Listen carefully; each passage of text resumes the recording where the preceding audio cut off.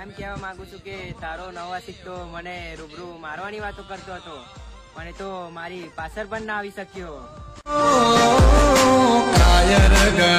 મારી જાન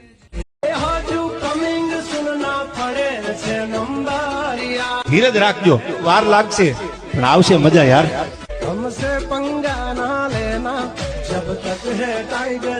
દાદા વાછડાને યાદ કરજા કે જી ગાય વાળી જાય ધ્યાન વાળી જાય દીદી કો વાલે હરે વે કરનાવારું